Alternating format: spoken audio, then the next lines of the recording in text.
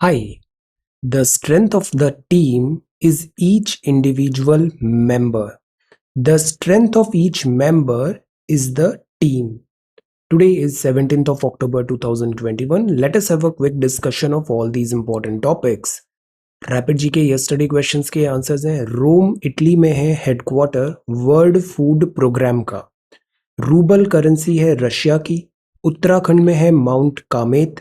Iceland में अभी recently elect हुआ first female majority parliament. International Monetary Fund release करता है रिपोर्ट जिसका नाम है फिस्कल मॉनिटर। एनिमल स्पीशीज है वाइल्ड डॉग्स जिनको बोला जाता है ढोल। आज के सवाल है, in which state is the Sela tunnel is located. Sela tunnel located, कुछ ही दिन पहले हमने देखा है Sela tunnel. Who is the author of the book titled India after liberalisation and overview. India after liberalisation and overview. Golconda fort is in which city. Which three rivers of the peninsular India have the Amarkantak region as their source. Amarkantak region. Which part of the Indian Constitution deals with its amendment? Which part of the Constitution of India includes the concept of welfare states? Welfare states. So these are 6 questions for today. आज की vocabulary है transgression. Transgression मतलब जैसे Chinese करते हैं उल्लंघन। An act that goes against a law, rule or code of conduct, an offense. Foster. Foster मतलब प्रोत्साहन देना। Encourage और promote the development of something. Dispel, जो fears हैं, doubts हैं, उनको dispel करना, दूर करना। Make a doubt, feeling or belief disappear. Robust का मतलब होता है मजबूत है, strong and healthy, vigorous. Paucity of time, कमी, the presence of something only in small or insufficient quantities or amounts. So these are vocabulary words for today. If you come across any other important word, write down that word along with its meaning in the comment section down below. Language proficiency बहुत important है। Now आज के topics हैं, IMD ने issue किया yellow alert. इन alerts, colour coded alerts का मतलब समझेंगे। न्यू दिल्ली में नेशनल सिक्योरिटी एडवाइजर्स का मीटिंग होगा। दिस इज समोसा और ये है Moscow. This is a new book and this is globe trotting tea seller couple. Excellent. Jammu and Kashmir NSG Jaishankar साहब विजिट कर रहे हैं इजराइल हाई लेवल एंगेजमेंट के लिए। ग्लोबल हंगर इंडेक्स पे अभी कंट्रोवर्सी बनी हुई है। Army air defence steps up procurement, Akash missiles like that. This is perfect synchronisation, ये है daredevils. Saline soil reclamation works wonder in Sundarban. Soil reclamation, Sundarbans की saline soil. Will talk about it then. आज Sunday है तो आ जाता है science and technology. These are snapshots. Air India, mosquito malaria की vaccination, coal crisis. This is BSF again. Amitabh Ghosh की ये एक नई किताब है और आज हम सारे इन मुगल रूलर्स के बारे में जानते हैं। 17 Mughal rulers. So we are going to talk about all these important topics in next about 35 to 40 minutes. Our reference material is this, The Hindu, and this is Indian Express, both are Delhi edition. See, ये front page है the Hindu का। First news है, this rain causes havoc in Kerala. Rain causes havoc in Kerala. Rainfall ज्यादा हुआ। Rainfall ज्यादा होता है, western घाट है केरला में, तो लैंडस्लिप्स होते हैं, फ्लड्स आते हैं और इसने डिवास्टेट कर दिया है central and southern districts of state को। स्वम्प्ड, इतना पानी गिरा कि जैसे ये पैसेंजर बस है ये स्वम्प हो गई, पानी भर गया यहाँ पे। जो फ्लड्स आती है इसका कॉन्सेप्ट हमें पता है। फ्लड्स इसलिए आती है जब इनकमिंग रेनफॉल या incoming water is greater than outgoing water. तो सडन रेनफॉल होता है तो उससे आ जाता है भराव, जिसको बोलते हैं फ्लड। आउटगोइंग नहीं हो पाता है। अब यहां जरूरी होता है कि टाइम पे वार्निंग मिले, अर्ली वार्निंग मिलना जरूरी है, इसीलिए ये होती है कलर कोडेड वार्निंग। बाकी लैंडस्लिप्स तो हैं, ये पूरे वेस्टर्न घाट्स में बहुत कॉमन हो गए हैं आजकल। लैंडस्लिप्स, वेस्टर्न घाट्स। वेस्टर्न घाट्स किन सारे राज्यों में स्प्रेड है? आंसर प्रीलिम्स का सवाल है, किन सारे राज्यों में वेस्टर्न घाट्स का स्प्रेड है?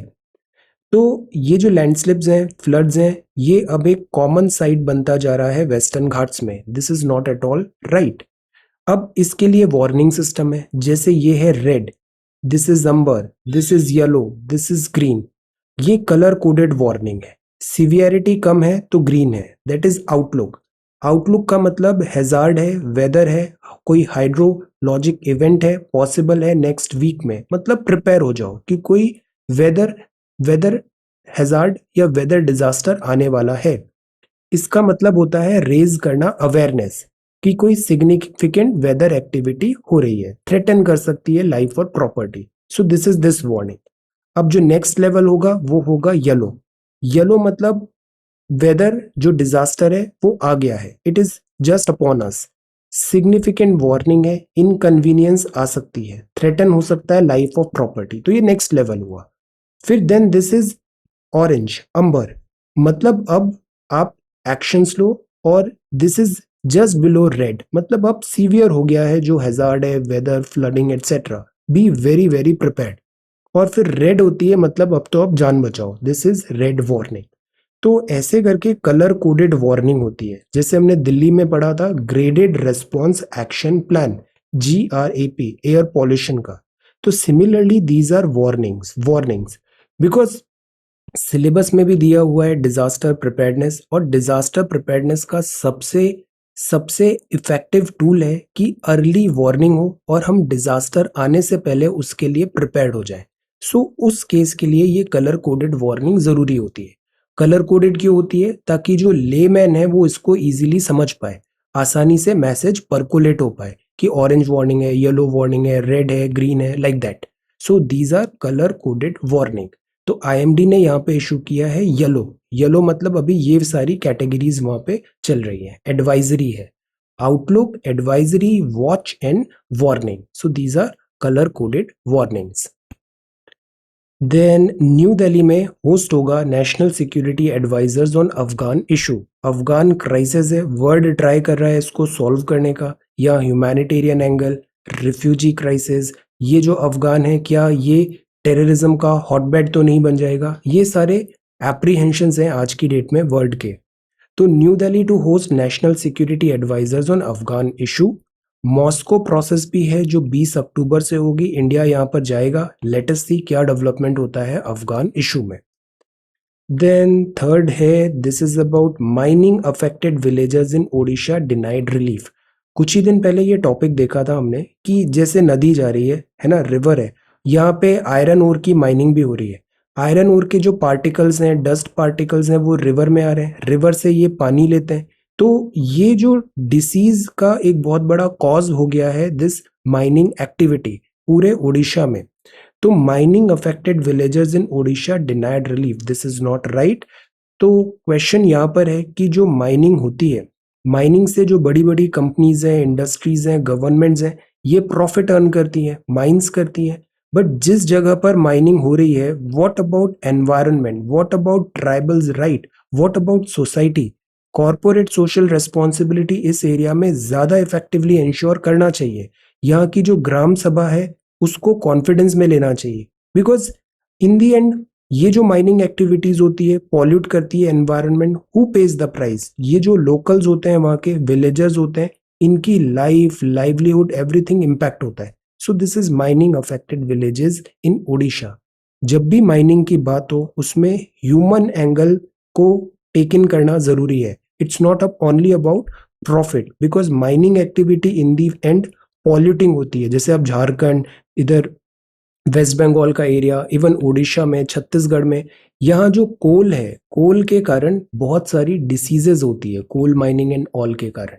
सो दैट इज वाई जरूरी है कि हम काउंटर मेजर्स भी लें to mitigate these worst effects of mining activities. Okay, then ये है सैक्रेड राइट्स। अभी फेस्टिवल का टाइम था, idol of goddess Durga gently sings this immersion.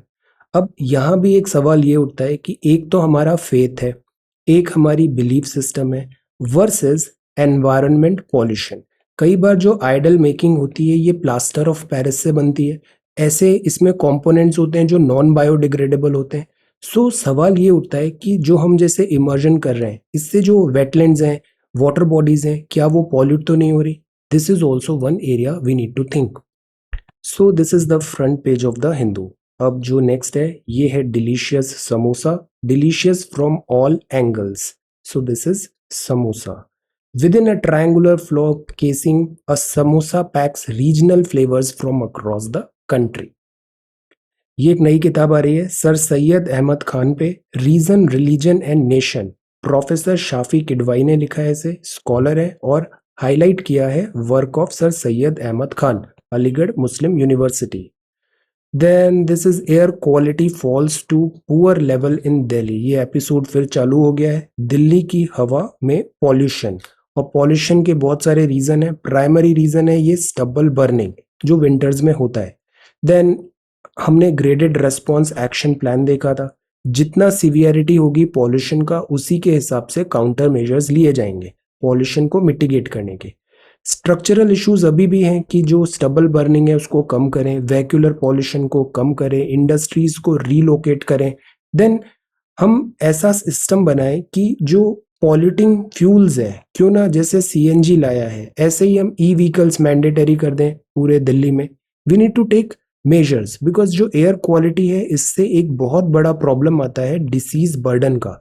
Asthma, respiratory diseases, these are on rise. Air quality.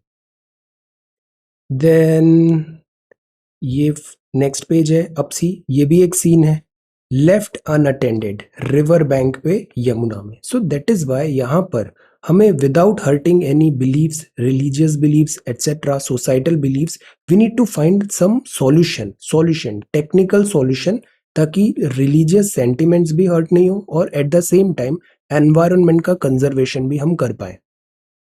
Then this is statehood. See look at the picture, yellow alert and these are, ये ऐसे damage हुआ है. Landslide. Fury might abate but rain to persist today too. ये जितने भी disasters है ना, 2020 से तो वैसे ही खराब समय चल रहा है. डिजास्टर्स जो हैं ये फ्रिक्वेंट होते जा रहे हैं और सीवियर होते जा रहे हैं. Severe, frequent and severe. ये रेनफॉल है, रेनफॉल का पैटर्न भी स्पेटियल पैटर्न और टेम्पोरल पैटर्न, दोनों के दोनों पैटर्न जो हैं ये डिस्टर्ब हो गए. This is a cause of worry. जो आईपीसीसी की रिपोर्ट है वो भी इसी चीज को हाईलाइट करती है. 6th रिपोर्ट असेसमेंट आईपीसीसी की. लॉर्ड अयप्पा टेम्पल ओपन हुआ बट रेन ने रिस्ट्रिक्ट कर दिया पिलग्रिम्स को. Then this is excellent news. ये एक कपल है और ये कपल दिस टी सेलर है और ये पैसे सेव करते हैं और they like to travel, they like to explore, they like to travel to different parts of world. Wonderful. तो ये globe trotting tea seller couple है. आपने 25 कंट्री देख लिया है across 6 continents in the past 14 years. Wonderful. तो अभी आप जा रहे हैं Russia. Excellent. Explore, be more, travel. NSG to offer anti drone cover in Jammu and Kashmir. Anti drone cover in Jammu and Kashmir. ये हीट ऑफ प्रोटेस्ट है. फ्यूल और दिस सिलेंडर का प्राइस एटसेट्रा स्काई रॉकेट हो रहा है और ये एक बहुत बड़ा कारण है इन्फ्लेशन का. और जो इन्फ्लेशन होता है ना ये बहुत बुरा टैक्स है बिकॉज ये क्या करता है, इनइक्वालिटी को बढ़ाता है. इन्फ्लेशन. एलपीजी सिलेंडर रिच के लिए भी उतना ही है, पुअर के लिए भी उतना है. ऑल्दो सम सब्सिडी है बट जो पुअर है, अगर फ्यूल की प्राइस बढ़ेगी तो जो गरीब है उस पर ज्यादा मार पड़ती है जब ऐसे सिलेंडर या फिर फ्यूल की प्राइस बढ़ती है. सो दैट इज वाई जितने भी इनडायरेक्ट टैक्सेस होते हैं, inflation is an indirect tax. Indirect taxes जो होते हैं ये रिग्रेसिव होते हैं सारे. सो this is heat of protest. Tiger T3 being treated for severe wounds currently at a rescue center in Mysuru. Conservation of tiger. Jaishankar साहब विजिट कर रहे हैं Israel for high level engagement. High level engagement Israel. अभी Israel के prime minister change हुए थे. Prime minister जो नए प्राइम मिनिस्टर बने हैं नफ्ताली बेनेट. तो ये पहला ऐसा हाई लेवल मीटिंग होगा with this prime minister. Jaishankar साहब का भी this high level meeting in Israel. बात यह है कि इजराइल इज अगेन फ्रेंड है. इजराइल और फलस्तीन भी फ्रेंड है. हम हमेशा 2 स्टेट पॉलिसी की बात करते हैं. 2 स्टेट पॉलिसी. पहले इजराइल और फलस्तीन हाइफनेटेड होता था बट अब हम इंडिविजुअल दोनों से अपने रिलेशंस देख रहे हैं. इज़राइल की बात करें तो इज़राइल का सबसे बड़ा स्ट्रेंथ है टेक्नोलॉजी, एंटरप्रेन्योरशिप और जो नेक्स्ट जनरेशन वॉरफेयर और ये सारी चीज़ें, इसमें इज़राइल का बहुत स्ट्रॉन्ग फुटहोल्ड है। So that is why India Israel के साथ कोऑपरेशन करने की बात करता है टेक्नोलॉजी लेवल पे, नॉलेज बेस्ड पार्टनरशिप पे, इन सब चीज़ों पे। अब इज़राइल का भी पहले क्या था, इज़राइल को लाइक आउटकास्ट कर दिया गया था। अरब वर्ल्ड और ये सब बात नहीं करता था, इज़राइल से रिलेशंस नहीं रखता था। पिछले कुछ टाइम से जब से अब्राहम अकॉर्ड हुआ है, तब से जैसे यूएई ने काउंसलेट भी ओपन कर लिया, इज़राइल और यूएई की फ्रेंडशिप बढ़ रही है। सऊदी ब्लॉक पूरा यूएई, सऊदी ब्लॉक इज़राइल के साथ फ्रेंडली हो रहा है। So this is one thing. Eight the same time Israel और ईरान के बीच में टेंशन बने हुए हैं। इधर सऊदी और ईरान के बीच में टेंशन बने हैं, तो इज़राइल और सऊदी क्लोज आ रहे हैं, क्लोज आ रहे हैं, और ईरान यहाँ पर सेपरेट है। ईरान अभी न्यूक्लियर प्रोलिफरेशन भी कर रहा है, तो इज़राइल इस बात पे स्ट्रॉन्ग ऑब्जेक्शन उठाता है। तो इस तरीके से यहाँ जियो पॉलिटिक्स चल रही है। इज़राइल का जब भी इशू आता है तो ये बहुत सेंटिमेंटल भी होता है और पॉलिटिकल कॉस्ट भी होती है यहाँ पे। So that is why India यहाँ पे बहुत बैलेंस्ड व्यू बनाने की कोशिश करता है इज़राइल में। बाकी जो हमारी ऑफिशियल पॉलिसी है वो ये है कि हम टू स्टेट थ्योरी को प्रमोट करते हैं। तो लेट अस सी इस विजिट में अब क्या होता है। Then this is about global hunger index not based on an opinion poll. Undernourishment misunderstood है, नॉन प्रॉफिट ऑर्गेनाइजेशन ने ये बताया। सी अभी अभी रिपोर्ट आई थी दिस हंगर इंडेक्स पोल की, ग्लोबल हंगर इंडेक्स की। तो इसमें इन्होंने एक्चुअली पोल किया, सवाल पूछे और उससे डेटा कलेक्ट किया और ऐसे करके ग्लोबल हंगर इंडेक्स बनाया। इसके 4 पिलर थे, अंडर नरिशमेंट, वेस्टिंग, स्टंटिंग और मोर्टैलिटी। जो अंडर नरिशमेंट है ना, इसकी डेफिनेशन पे सवाल उठ रहे हैं। ऑल्दो इंडिया की रैंक वैसे ही बहुत खराब थी और जब नया इंडेक्स आया तो और खराब हो गई, तो इंडिया ने इस बात पे ऑब्जेक्शन उठाया कि इसका जो इंडेक्स है वही फ्लॉड है, मैकेनिज्म ही फ्लॉड है।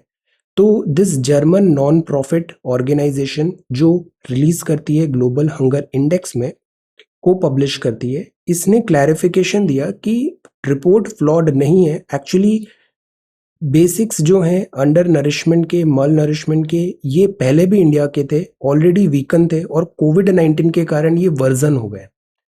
This represents a misunderstanding of the under nourishment indicator. ये जो पहला इंडिकेटर है under nourishment. Undernourishment is a measure of the proportion of the population with inadequate access to calorie and is based on data regarding the food supply in the country. हमको ना अपना शरीर चलाने के लिए एक सफिशिएंट अमाउंट ऑफ कैलोरीज चाहिए होती है, एनर्जी। ये कैलोरी अगर नहीं मिल रही है तो फिर हम बन जाते हैं अंडर नरिश। तो ये जो क्राइटेरिया है इनका अंडर नरिशमेंट का, वो उन्होंने पोलिंग नहीं, वो उन्होंने सप्लाई से देखा कि पॉपुलेशन कितनी है और कितना फूड सप्लाई हुआ है। तो अगर फूड सप्लाई कम हुआ, पॉपुलेशन ज्यादा है, तो वो पॉपुलेशन हो जाएगी under nourish. So this is again looks good. तो ये काउंटर आर्ग्यूमेंट है दिस ग्लोबल हंगर इंडेक्स का। लेट अस सी, इसमें बहुत ज्यादा हमें इस कंट्रोवर्सी में नहीं पड़ना है। हमारे लिए क्या इंपॉर्टेंट है कि अंडर नरिशमेंट क्या होता है, वेस्टिंग क्या होता है, स्टंटिंग क्या होता है, मोर्टेलिटी क्या होता है। और ये एक फैक्ट है कि हमारे यहाँ हंगर इंडेक्स में इंडिया बहुत अच्छा नहीं करता है। 2, 5, 10 रैंकिंग ऊपर नीचे होने से कुछ नहीं होता है। The point is we are not doing very well. So हमारा एफर्ट होना चाहिए इन सब चारों इंडिकेटर्स पे खुद को बेटर करें। Then this is army air defence steps up procurement. Manmohan Singh साहब की हेल्थ इंप्रूव हो रही है, excellent. Then army air defence steps up procurement. See army air defence मतलब एयर से कोई आ रहा है, हमको उससे डिफेंड करना है, तो इसको बोला जाता है एयर डिफेंस। अब इसके लिए क्या होता है, मिसाइल्स होती हैं, ऐसे करके मिसाइल्स एंड सिस्टम्स होते हैं। जैसे ये इंडिजिनस है आकाश, ये अक्सर फेवरेट है एग्जाम्स में। आकाश, आकाश क्या है, सरफेस टू एयर, मतलब जैसे ये लॉन्चर खड़ा हुआ है, सरफेस से हवा में मारा हमने, तो इसको बोलेंगे सरफेस टू एयर। ये मोबाइल लॉन्चर है, surface to air, surface to air. तो ये भी प्रोक्योर्ड है एयर डिफेंस के लिए। ब्रॉडली अगर हम देखें तो आकाश तो है ही हमारा, आकाश 25 किलोमीटर रेंज की है, मीडियम रेंज है, surface to air missile system है 25 किलोमीटर का। आर्मी एयर डिफेंस के लिए बिकॉज ड्रोन्स का भी थ्रेट आ रहा है, तो हम और एक्सपैंड करना चाहते हैं। इंडिजिनस तो है आकाश, सरफेस टू एयर, फिर एक अंडर डेवलपमेंट है मीडियम रेंज का सरफेस टू एयर मिसाइल, ये मीडियम रेंज की है बिकॉज ये 25 किलोमीटर था, ये ज्यादा होगा medium range surface to air missile. फिर एक है very short range air defence, this very short range this system from Russia, हम इग्ला एस इंपोर्ट भी करेंगे। कल हमने जो 7 DPSUs है इसके बारे में बड़े अच्छे से जाना था, गो have a look at that video. ये जो डिफेंस है ना, और डिफेंस का मतलब आयुध, ऑर्डिनेंस, आयुध, हथियार, गोला बारूद एटसेट्रा, इन सबको जानना और समझना जरूरी है। जैसे क्या होता है आकाश मिसाइल, क्या होता है, तो जब अपन वीडियो देखते हैं, विजुअलाइज करते हैं ना, तो चीजें ज्यादा बेटर समझ में आती है, एक आइडिया लग जाता है कि okay this is this. So go have a watch at that video. So ये है army air defence.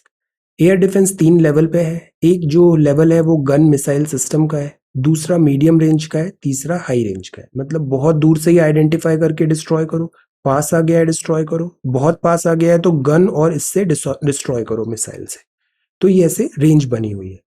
Air defence gun missile system है, सेल्फ प्रोपेल्ड गन्स भी होती है, इसमें रडार वगैरह लगा होता है, आइडेंटिफाई करके तुरंत शूट कर देता है। तो दिस इज आकाश सैम और MRSAM फिट्स इन हाई रेंज। एक्सीलेंट। ये बड़ा अच्छा हो गया है कि पिछले कुछ टाइम से हम जो डिफेंस प्रोक्योरमेंट है इसमें बहुत स्पीड आ गई है, स्पीड आ गई है, this was required. Good, procurement system जो है इसमें ओवरऑल जरूरी था। Then this is perfect synchronisation. Army की एक यूनिट होती है, डेयर डेविल्स के हैं ये ऐसे बुलेट में स्टंट्स दिखाते हैं, अक्सर आप रिपब्लिक डे परेड में भी देखते हैं। तो army personnel performing stunts to mark Swarnim Vijay वर्ष इन जालंधर ऑन सैटरडे। ये बहुत मतलब कम बुलेट्स में 40-50 ऐसे जवान इसमें स्टंट्स दिखाते हैं। परफेक्ट सिंक्रोनाइजेशन, बिकॉज आर्मी का मतलब ही है टीम वर्क। आर्मी कोई स्टैंड अलोन हीरोइक्स पे डिपेंड नहीं करती है, आर्मी हमेशा वर्क करती है as a team, as a unit, as a unit. Saline soil reclamation works wonders in Sundarbans. Sundarbans को सुंदर इसलिए बोलते हैं बिकॉज यहाँ पे सुंदरी नाम के मैनग्रोव ट्रीज मिलते हैं, और वो ट्रीज बहुत ज्यादा है, तो पूरे वन, बंगाली वी को बी बोलते हैं, तो वो बन गया सुंदर बंस, ट्री फॉरेस्ट, और जहाँ पे सुंदरी ट्री मिलता है। तो सेलाइन soil reclamation works wonders in Sundarbans. अब ये जो ट्रीज होते हैं, मैनग्रोव होते हैं, ये तो सेलाइन रेजिस्टेंट होते हैं, ये ओवरऑल वहाँ की इकोलॉजी सर्विस भी देते हैं, और दे आर वेरी इंपॉर्टेंट, वहाँ के पूरे ecology, economy, everything, these mangroves are very important. अब पिछले कुछ टाइम से क्या हुआ, मैनग्रोव फॉरेस्ट भी डिस्ट्रॉय हो रहा है, और साइक्लोन्स फ्रिक्वेंट हो गए। साइक्लोन्स फ्रिक्वेंट है, जैसे अभी अम्फन आया था एंड ऑल। तो साइक्लोन्स आता है तो वाटर इनंडेशन होता है, समुद्र का पानी अंदर जमीन पे घुस जाएगा, तो उससे क्या होता है, सॉइल होती है सेलाइन, और वो फ्रिक्वेंट होने लग गया है, और उससे यहाँ के फार्मर्स को डिफिकल्टी हो रही है। तो लॉन्ग टर्म सस्टेनेबल इकोलॉजिकल और इकोनॉमिक एम्पावरमेंट जरूरी है फार्मर्स का। अब एक बड़ा अच्छा आर्टिकल मैं देख रहा था, I will share that link, उसमें बताया है लैंड शेपिंग कैसे कर रहे हैं। जैसे क्या कर रहे हैं, ऐसे ऐसे एरियाज बना रहे हैं, और जो रेन वाटर आ रही है वहां के फार्मर रेन वाटर की हार्वेस्टिंग कर रहे हैं अपने खेतों में, इस टाइप से, ताकि सलाइन जो है सैलिनिटी उसको डाइल्यूट करें या फिर ओवरकम कर पाए। टेक्नोलॉजी इंटरवेंशंस है, rain water harvesting, land shaping हो रही है, इंप्रूव करने की कोशिश हो रही है, drainage, productivity of degraded land. ये जो डिग्रेडेड लैंड है ना, ये एक बहुत बड़ा थ्रेट है डिग्रेडेड लैंड। इंडिया में देखे ना तो एक तो जो थार डेजर्ट है ये बढ़ता जा रहा है, अरावली डिस्ट्रॉय हो रहा है, तो यहाँ पे रेत ज्यादा आ रही है, तो डिग्रेडेड लैंड बनेगी। दूसरा बीहड़ वगैरह देखते हैं चंबल के, वहां पे डिग्रेडेड लैंड है। फिर तीसरा जो कोस्टल है वहां पे सेलाइन हो जाता है, तो ऐसे डिग्रेडेड लैंड है। तो डिग्रेडेड लैंड, तो डिग्रेडेड लैंड है मतलब क्रॉप हमारा जो है इंटेंसिटी कम हो जाएगा, प्रोडक्शन नहीं हो पाएगा, तो इसको ओवरकम करना जरूरी है। क्रॉप डाइवर्सिफिकेशन बहुत जरूरी है, वर्मी कंपोस्टिंग जरूरी है, अलाइड मेथड से इंप्रूव करें सॉइल हेल्थ को। सॉइल हेल्थ का अगर देखें ना तो पंजाब, हरियाणा, वेस्टर्न यूपी में भी प्रॉब्लम आती है। प्रॉब्लम क्या आती है कि ये बहुत ज्यादा यूज करते हैं अंडरग्राउंड वाटर का, वाटर ऐसे पंप से, और खेतों को ऐसे दिस अंडरग्राउंड वाटर से पानी निकालेंगे और यहाँ पे ऐसे भर देंगे, पानी तो एवापोरेट हो जाएगा, अंडरग्राउंड वाटर आया है उसमें सॉल्ट्स भी हो सकते हैं, सॉल्ट पीछे बच जाएगा। तो ऐसे करके क्या बनता है, सॉल्ट पैन, सॉल्ट पैन, यहाँ पूरी जमीन बंजर होती जा रही है, खारी होती जा रही है। सो दैट इज वाई हमेशा पंजाब हरियाणा में बोलते हैं जुडिशियस यूज ऑफ वाटर करना है, वाटर का वेस्टेज नहीं करना है। अति भी गलत है, अति सर्वत्र वर्जते, जितना पानी चाहिए उतना ही पानी दीजिए, एक्सेस नहीं। तो अगर हम सुंदरबंस की बात करें तो सुंदरबंस तो बहुत इंपॉर्टेंट है। तो आज का एक ही सवाल है, prepare a note on the Sundarbans delta. ये डेल्टा है, गंगा रिवर सिस्टम जो मिट्टी लेके आता है, सेडिमेंट्स, वो ऐसे डिपॉजिट होता है और ऐसे करके ये डेल्टा फॉर्मेशन हुआ है जो यूजुअली ट्राइंगल शेप में होता है, ट्राइंगल शेप में होता है सुंदरबंस डेल्टा। डिस्कस करें geographical, economical, environment and political significance. तो पहले आप बताओ सुंदरबंस डेल्टा क्या है, स्प्रेड क्या है। जैसे पूरा पूरा इंडिया में नहीं है, इंडिया में अराउंड 1/3 ही है, ज्यादातर बांग्लादेश में है। सुंदरबंस डेल्टा। फिर एक एक कीवर्ड को फोकस करो, ज्योग्राफी बताओ, इकोनॉमी बताओ, एनवायरनमेंट बताओ और पॉलिटिकल सिग्निफिकेंस भी है। Prepare, this is a very good question और बहुत हाई यील्डिंग क्वेश्चन है। इस एक क्वेश्चन से आने वाले टाइम पे 8-10 सवाल सही हो जाएंगे। So do this question. Post cyclone remedy लाएं, सॉइल सैलिनिटी बढ़ रही है, कम करें, क्रॉप पैटर्न में इम्पैक्ट है, चेंज करें, टेक्नोलॉजी के सॉल्यूशंस लाएं। These are certain way forwards. Shift focus to demand management of water. Water जो है ना, ये भी फेवरेट टॉपिक है यूपीएससी का, क्योंकि water shortage is a reality. Water shortage, इसका मैनेजमेंट प्रॉपर करना पड़ेगा। कंजर्वेशन ऑफ वाटर जरूरी है। Prosperity steps will be long term, mister Xi बोल रहे हैं, e commerce giants etcetera. Then China और भूटान, यहाँ डील, ब्रेक थ्रू डील बोल रहा है चाइना भूटान को, this breakthrough deal, let us see. Border talks ये सॉल्व करने की बात चल रहा है, डोकलाम स्टैंड ऑफ हुआ था, tri junction. Sri Lanka eyeing green agriculture, Sri Lanka भी अभी बहुत डिस्ट्रेस पे है। Green agriculture is the new buzz word. Organic fertiliser produce करेंगे, like that, let us see. ASEAN shuns Myanmar junta chief, Myanmar में अभी मिलिट्री कू हुआ था, तो वहां का जो चीफ है एशियान का मेंबर म्यांमार भी है। एशियान के सारे कंट्रीज के नाम बताइए, एशियान, और उनकी कैपिटल भी एशियान।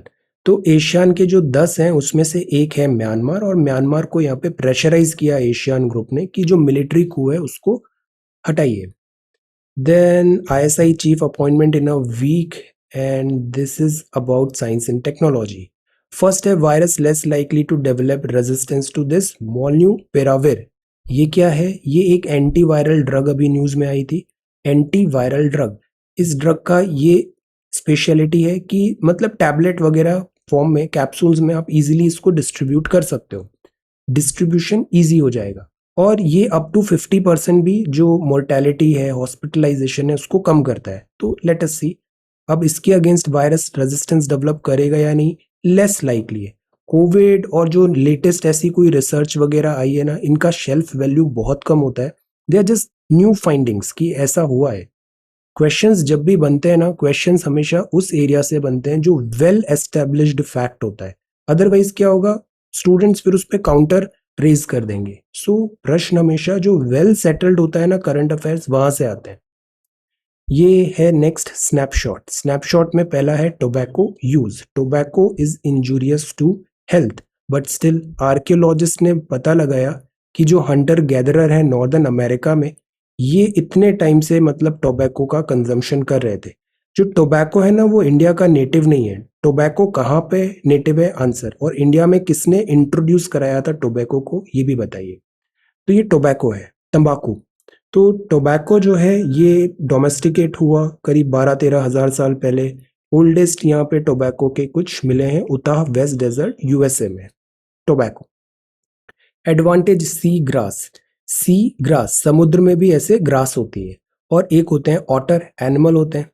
ऑटर, ऑटर जहाँ पे होते हैं तो ऑटर क्या करते हैं, प्रेशराइज करते हैं ग्रास को, डिस्ट्रीब्यूट करते हैं एटसेट्रा। तो grass in the end because of these otter ज्यादा रोबुस्ट हो जाती है। Advantage seagrass. Climate change के लिए वो ज्यादा वेल प्रिपेयर्ड होती है। Advantage seagrass. New class of object है। अब स्पेस तो ह्यूज है, हमारा तो एक छोटा सा अर्थ है, छोटा मीडियम साइज सन का। स्पेस इज ह्यूज बिकॉज ऐसे millions and millions of stars है। अब हम अक्सर यही देखते रहते हैं, जैसे स्टीफन हॉकिंग को भी हमने कई बार कोट किया है कि एक्स्ट्रा सेलेस्टियल बॉडीज हैं, एलियंस एग्जिस्ट होना चाहिए। अब इसके लिए हम रेडियो वेव्स सेंड करते हैं या बाहर से कोई रेडियो वेव आ रही है उसको डेसिफर करने की कोशिश करते हैं। तो ऐसी कोई रेडियो वेव्स अभी मिली है जो रेडियो वेव्स थोड़ी बहुत डिफरेंट दिख रही है, और ऐसा साइंटिस्ट बोल रहे हैं कि ये कोई नई क्लास का स्टेलर ऑब्जेक्ट है, बिकॉज रेडियो वेव्स ऑसिलेट कर रही है वन डायरेक्शन में, ब्राइटनेस भी ड्रामेटिकली वेरी कर रही है। लेट अस सी, लेट अस होप अपने लाइफ स्पैन में ही कोई एलियन वेलियन जैसी चीज अपने को मिले, new class of object. Age of moon rock, अब जैसे मून है, अब अपने सबसे पास तो मून ही है, तो मून पे हम मिशंस भेजते हैं। पहले हमने भेजा अपोलो मिशन, अभी चाइना का मिशन गया, तो यहाँ से लूनर रॉक्स को वापस लेके आया, लूनर रॉक्स को। अब जो लूनर रॉक्स हैं, तो मून क्या है, अर्थ का ही सैटेलाइट है, तो करीब 3 बिलियन ईयर्स ओल्ड ऐसे यहाँ पे रॉक्स मिली है। कार्बन डेटिंग वगैरह से इसका एज फाइंड किया जाता है। So these are snapshots. Then IIT Kanpur ने आइडेंटिफाई किया एक नोवल टारगेट है to treat prostate cancer. IIT Kanpur, ये होता है रिसर्च एंड डेवलपमेंट, जैसे आईआईटीज वगैरह देख रही हैं कुछ नया, engineering something trying to find new innovation. Then this is zeolite oxygen concentrator है, उसका मैकेनिज्म है कि अभी जैसे ऑक्सीजन का शॉर्टेज भी हुआ था, तो this is oxygen concentrator. Concentrator क्या करता है कि एयर में ऑक्सीजन भी है बट ऑक्सीजन बहुत ज्यादा नहीं होगी, तो ऑक्सीजन कॉन्सेंट्रेटर बेसिकली उस ऑक्सीजन का परसेंटेज बढ़ा देता है via this machine, that's all. ये ऑक्सीजन जनरेट नहीं कर रहा है, ऑक्सीजन जनरेटर अलग होता है, ये ऑक्सीजन कॉन्सेंट्रेटर है, कॉन्सेंट्रेटर। वीनस के पास ओशन कभी था, अनलाइकली है, इस सवाल में ये बताया है। अब लुक एट दिस, ये मॉस्क्यू रिक्स है, मतलब ये मॉस्किटो की वैक्सीनेशन है। मॉस्क्यू रिक्स वैक्सीनेशन ऐसी कुछ आती है, 2 से 8 डिग्री सेंटीग्रेड पे स्टोरेज है फॉर दिस मॉस्किटो वैक्सीनेशन। कुछ दिन पहले हमने ये देखा था, RTS नाम की वैक्सीनेशन आई थी, ग्लैक्सो स्मिथ क्लाइन ने, सक्सेसफुल पायलट प्रोग्राम हुआ है, कीनिया, घाना, मालावी। कीनिया, घाना, मालावी, अफ्रीका के मैप में देखिए, कीनिया, घाना और मालावी। अब ये जो एरिया है ना, यहाँ पे मॉस्किटो का सबसे ज्यादा डेडली इम्पैक्ट है, मलेरिया का। मॉस्किटो से मलेरिया होता है, मॉस्किटो एक कैरियर होता है पैथोजन, जिससे पैथोजन से फिर मलेरिया होता है, प्लाज्मोडियम वाइवेक्स एक्सेट्रा। तो जो इस एरिया में जो है ना मलेरिया, वो सबसे ज्यादा डेडली है, डेथ बहुत ज्यादा होती है, प्लाज्मोडियम फैल्सीपैरम मलेरिया के कारण। और अक्टूबर 6 में वर्ल्ड हेल्थ ऑर्गेनाइजेशन ने अनाउंस किया कि फाइनली मलेरिया की भी वैक्सीनेशन आ गई है, RTS बच्चों के लिए है, सब सहारन अफ्रीकन रीजन्स में जहाँ पे प्लाज्मोडियम फैल्सीपैरम फैला हुआ है। तो अभी ये बहुत अर्ली न्यूज़ है, अभी के लिए हमें यही पता होना चाहिए कि मॉस्किटो क्या होता है, मलेरिया कैसे होता है, इसके प्रिवेंशन स्टेप्स क्या होने चाहिए, जैसे cleanliness of water etcetera. Dengue के लिए हम क्या प्रोग्राम करते हैं, गवर्नमेंट की क्या स्कीम्स है, जैसे कुछ दिन पहले हमने 10 बजे 10 हफ्ते टाइप देखा था। We should focus on that thing more. ये जो है ना टेक्नोलॉजी, अभी मतलब वैक्सीनेशन आ गई है। भारत का जो बायोटेक है, भारत बायोटेक, जिसने कोवैक्सिन भी बनाई है, वो पार्टनरशिप विद GSK ये वैक्सीनेशन बनाएगा, इस पे ट्रायल्स होंगे। अभी ये सब होने में नहीं तो भी 3-4 साल लगेंगे इंडिया आने में। So let's wait. For now we should be knowing कि मॉस्किटो क्या होता है, डिसीज बर्डन क्या होता है, इन सब चीजों का हमारे एग्जाम पर्पज में ज्यादा रेलेवेंस है। Mosquito and these malaria, life threatening disease burden, neglected tropical disease, they are more important. So this is good, but vaccination भी अच्छी बात है, because this tells progress, हम advancements कर रहे हैं और diseases and all पे we are prepared, good. अब जो नेक्स्ट है वो है coal crisis. Coal crisis, before that यहाँ पे टाटास भी थे। कोल क्राइसिस, अब जैसे टाटा का न्यूज़ है, टाटा का न्यूज़ क्या है, will Tata be able to turn around Air India. Air India को वाइट एलिफेंट बोला गया। एयर इंडिया पहले टाटाज के पास था, टाटा से गवर्नमेंट ने नेशनलाइज करके एयरलाइंस अपने पास ले ली। 68 साल तक गवर्नमेंट ने एयरलाइंस रन करने की कोशिश किया। पिछले कुछ टाइम से बहुत ज़्यादा लॉसेज हो रहे थे, 20 करोड़ पर डे का लॉस था, तो सरकार ने बेच दिया एयर इंडिया वापस टाटाज को। ये स्टोरी है। अब बहुत सारे सवाल ये उठ रहे हैं कि क्या फ्रूटफुल होगा, नहीं होगा, इन सब पे we should not think much. Positives क्या है, हमें डील पता लग गई कि टाटा ने एयर इंडिया का ये सारे प्लेन्स और जो इनके रिन्यूएबल्स और इनके अग्रीमेंट्स वगैरह थे वो सब स्टाफ एटसेट्रा टाटा के पास आ गए रूट्स। अब टाटा का प्रायर थोड़ा एक्सपीरियंस भी है जैसे विस्तार एयरलाइंस में, तो टाटा का करीब 26% स्टेक हो जाएगा इस इंडियन एयरलाइंस के इंडिया में एयरलाइंस पे, और इंडिगो के जस्ट बाद फिर टाटा रहेगा ग्रुप। तो टाटा इसको टर्न अराउंड कैसे करेगा इस बात पे आर्ग्यूमेंट है। पॉजिटिव यही है कि एक तो ब्रांड की बहुत वैल्यू होती है, एयर इंडिया ब्रांड अब टाटा के साथ है तो इससे इंस्टेंट कनेक्ट हुआ। Then wide spread domestic international footprint है टाटा के पास इस एयर इंडिया के पास, बिकॉज वेल एस्टेब्लिश्ड है, गवर्नमेंट इंडिया बैक थी तो इसके पास सारे रूट्स अप्रूवल सब कुछ है। ग्लोबल एविएशन ग्रुपिंग है, स्टार अलायंस उसका भी एयर इंडिया मेंबर है, तो चीजें आसान होगी ऑपरेशन। एक्सपीरियंस्ड क्रू है, ग्राउंड स्टाफ है, इंजीनियर्स है, तो एयर इंडिया को जो जरूरत थी वो नए मैनेजमेंट की, नई एनर्जी की, नए पुश की, वो टाटास प्रोवाइड कर सकता है। अभी बहुत जल्दी होगा बोलना कि टाटा एयर इंडिया मतलब टाटा भी फेल होगा like that, no, let us wait. Then problems तो अभी ये भी हैं स्ट्रक्चरल प्रॉब्लम, और उसकी सबसे बड़ी प्रॉब्लम है fuel cost. Fuel cost aviation की बहुत हाई होती है, ऑपरेशन कॉस्ट हाई हो जाती है, कोविड-19 लॉकडाउन लगता है तो पैसेंजर्स नहीं आते, ये बड़े चैलेंजेस होने वाले हैं टाटाज के पास। Let us see what is the extent of coal crisis. अब coal crisis is a reality, coal का शॉर्टेज हो गया है और इससे आगे क्या इम्पैक्ट पड़ेगा इस बात पे एनालाइज करने की कोशिश की गई है। हमने इसका पहले ही प्रिपेयर कर लिया कुछ दिन पहले कि कोल बनता कैसे है, इंडिया में कोल रिजर्व्स कहाँ पर है। गुड। अब अगर हम देखें तो कोल जो है वो फॉसिल फ्यूल है, आज नहीं कल तो खत्म होना ही है, कोल से हमें ट्रांजिशन करना ही है रिन्यूएबल्स पे। अब ये जो क्राइसिस हुआ इमीडिएटली, मतलब आने वाले टाइम पे होना था बट इमीडिएटली क्यों हुआ। Broader energy crisis across the world चल रहा है, नेचुरल गैस कोल ऑयल का प्राइस बढ़ रहा है इंटरनेशनल मार्केट में। ये जो ट्रिगर हुआ उसका रीजन ये है कि अभी शॉर्टेज हो गई थी कोल की शॉर्टेज हुई बिकॉज डिमांड बढ़ गई और सप्लाई साइड बॉटलनेक आ गया, तो कोल का क्राइसिस हो गया। थर्मल से हम ज्यादातर एनर्जी इलेक्ट्रिसिटी बनाते हैं, तो कोल क्राइसिस हुआ मतलब बिजली उत्पादन में भी कमी होगी। शॉर्ट टर्म इश्यूज हैं, जैसे अभी कुछ टाइम पहले फ्लडिंग हो गई थी कोल माइनिंग एरिया तो प्रोडक्शन कम हो गया।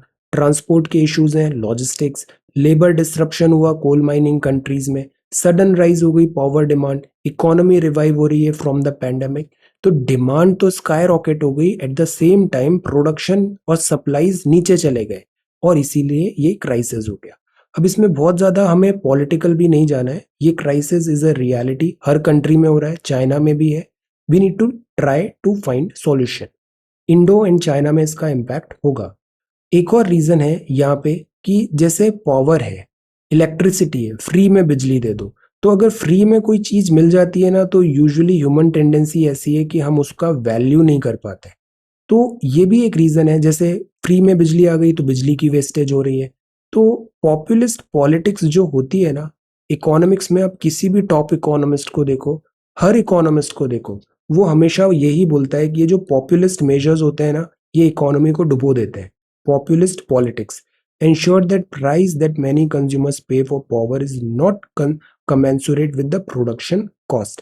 कोल का प्रोडक्शन कॉस्ट बढ़ गया है बिजली बनाने का, बट बिजली की कीमत नहीं बढ़ा सकते बिकॉज उस पर फिर वोट बैंक पॉलिटिक्स आ जाती है। तो इससे क्या होता है, ये जो कंपनीज है डिस्ट्रीब्यूशन कंपनीज, जैसे उदय स्कीम की बात की थी हमने, डिस्ट्रीब्यूशन कंपनीज भी घाटे में रहती है, एनर्जी कंपनीज भी घाटे में रहती है, पीएसयूज घाटे में रहती है, और फिर बोलते हैं ये लॉस हो गया तो उस कंपनी को बंद कर दो। तो जो अगर लॉन्ग टर्म देखें सॉल्यूशन तो ये भी एक है कि पॉपुलिस्ट पॉलिटिक्स यूजुअली नहीं करना चाहिए, लॉन्ग रन में ये नुकसानदायक ही होती है populist politics. Then in the line of defence with growing powers, in the line of defence with growing powers, यहाँ प्राइमरली बात किया है बीएसएफ का, border security force. Border security force, ये बॉर्डर है, पाकिस्तान बॉर्डर है, फिर बाद में बांग्लादेश बन गया, तो बीएसएफ है पाकिस्तान और इधर बांग्लादेश में बीएसएफ। बीएसएफ 56 साल पुरानी है, CAPF central armed police force के अंदर आती है, डिप्लॉय है बांग्लादेश पाकिस्तान बॉर्डर में। अभी एक पॉलिटिकल स्टॉर्म चला है बिकॉज कुछ चेंजेस हुए थे इसके एरिया ऑफ वर्किंग में in this Punjab West Bengal Assam operational limit में। चेंजेस क्या हुए थे, उससे पहले बीएसएफ बनी थी दिसंबर 1 1965 में, इंडिया पाकिस्तान वॉर के टाइम पे ये गार्ड करती है बॉर्डर को। तो पहले कम थी, बॉर्डर फोर्स कम थी, अभी हो गई है 200 बटालियन बीएसएफ की। बीएसएफ का अगर हम हिस्ट्री देखें तो कारगिल वॉर जो हुई थी ना, उसमें भी बीएसएफ ने अच्छा रोल प्ले किया था। जो मेन आर्मी थी उसको सपोर्ट किया इंडियन आर्मी को बीएसएफ ने, तो बीएसएफ की यूटिलिटी है। अब बीएसएफ बनी, बीएसएफ को हेड करता है IPS officer, IG and top DG rank का, BSF border security force. BSF का अब जैसे बॉर्डर है ना, ये बॉर्डर है, बॉर्डर से अलग अलग राज्यों में अलग अलग लिमिट थी। कहीं 15 किलोमीटर थी पंजाब में, 80 किलोमीटर थी गुजरात में, कहीं 50 थी। अभी एक नए नोटिफिकेशन में इस सारी लिमिट को रख दिया 50 किलोमीटर। तो मतलब पंजाब में 15 से, इस बॉर्डर से इधर 15 से 50 किलोमीटर तक बीएसएफ ऑपरेशन कर सकती है। अब बात यह है कि बीएसएफ का जो ऑपरेशन होता है ना, वो बेसिकली रिलेटेड टू दिस कि फॉरेन कंट्री से इंडिया में कोई इन्फिल्ट्रेशन तो नहीं कर दिया, या फिर कुछ ड्रग्स या फिर ऐसे कुछ अब्यूजेस तो नहीं हो रहे। इन सब चीजों को चेक करता है बीएसएफ। बीएसएफ के पास पुलिस वाला एफआईआर वगैरह करने का पावर नहीं है। तो जो आर्ग्यूमेंट है कि जो स्टेट सब्जेक्ट है उसमें पुलिसिंग आता है, बीएसएफ सेंट्रल की है, मिनिस्ट्री ऑफ होम अफेयर, तो ये क्या इन्फ्रिंजमेंट तो नहीं हो रहा है स्टेट के लॉ एंड ऑर्डर पुलिसिंग के अंदर? तो ऐसा नहीं है, ये बात यहाँ पे क्लैरिफाई किया है कि पहले तो अरेस्ट सर्च एंड सीज अब 50 किलोमीटर हो गया है यहाँ पर। देन बीएसएफ जरूरी है ट्रांस बॉर्डर क्राइम्स वगैरह को दूर करने के लिए, स्मगलिंग, इलीगल एक्टिविटीज, जो स्टेट्स हैं, बॉर्डर स्टेट्स हैं, वहां पे बीएसएफ जरूरी है। और बीएसएफ पुलिस का रोल नहीं प्ले कर रही है, एक्चुअली बीएसएफ हेल्प कर रही है पुलिस को to deal with cross border crimes. This is the message. अब ऐसा ही आईटीबीपी भी होती है, सीआरपीएफ भी होती है, सशस्त्र सीमा बल भी होती है। So these are border forces. Punjab में ये इशू के कारण दिस बॉर्डर क्राइम ज्यादा होते हैं, तो दैट इज वाई 50 किलोमीटर अब इसका नया ऑपरेशनल लिमिट है। Then this is fuel efficient cars अब बढ़ेगी। 2030 आते आते ना ई व्हीकल्स का बहुत ज्यादा पॉपुलैरिटी बढ़ जाएगी। Climate finance tech transfer norms not defined, tech transfer, because climate से लड़ना है, जैसे ई व्हीकल्स की बात करें, provide us technology transfer. 5G का फ्यूचर है, small powers edging out big players, little players. Then Super Kings का redemption and the new heroes. ये था द हिंदू। अभी इंडियन एक्सप्रेस में है, this is Indian Express. BCCI, ये अच्छा न्यूज लग रहा है। BCCI ask Dravid to be India coach, let us see. Early ritual begins, air quality slip हो गई दिल्ली में, ये दिल्ली के कॉलेजेस का परसेंटेज। स्मोकिंग ट्रबल आउट, अब जैसे डेंगू मलेरिया हुआ ना, तो दिस इज इंपॉर्टेंट, नाम याद रखना है, इसको क्या बोलते हैं? फ्यूमिगेशन बोलते हैं, fumigation. A worker fumigating the premise of residential area, यहाँ पे डेंगू के केसेस क्योंकि बढ़ रहे हैं, फ्यूमिगेशन। मच्छर पनपने से हमें रोकथाम जरूरी है। सीपी का एनक्रोचमेंट है, this is Britain labour party. NASA ने अभी एक एस्टेरॉइड हंटर भेजा है, एस्टेरॉइड पे जाएगा, वहां से डायमंड्स वगैरह कुछ मिनरल्स मिलेंगे एटसेट्रा। लूसी नाम है इसका, soars into sky. Then Myanmar junta है। Then this is Instagram struggles with fear of losing young users. HDFC Bank है, प्रॉफिट में चल रहा है, रिजर्व बड़े हैं। गति शक्ति डिजिटाइजेशन से हेल्प मिलेगा ओवरऑल इंफ्रा बिल्ड करने पे। लोअर रनिंग कॉस्ट अभी एक प्राइमरी क्राइटेरिया हो गया है कार्स का। Big short investor Burry not betting against ताल this Tesla. Where do we go from, ये बुक है अमिताभ घोष जी की। बुक का नाम है द नटमैग्स कर्स।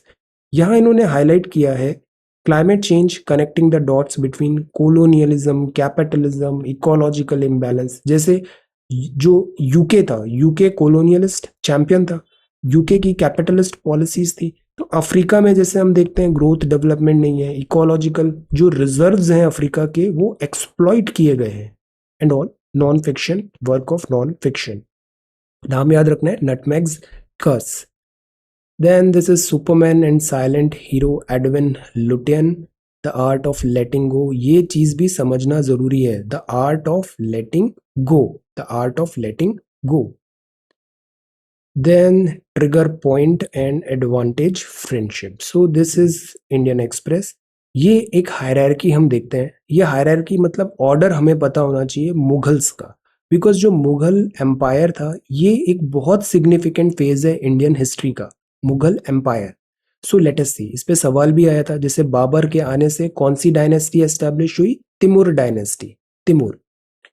तो इंडिया में 1526 फर्स्ट बैटल ऑफ पानीपत में बाबर ने जीता। कल हमने वॉरफेयर भी देखा था, बाबर ने क्यों जीता? गन पाउडर एंड तोप। तो इसके बाद एस्टेब्लिश हो गए मुगल्स इंडिया में।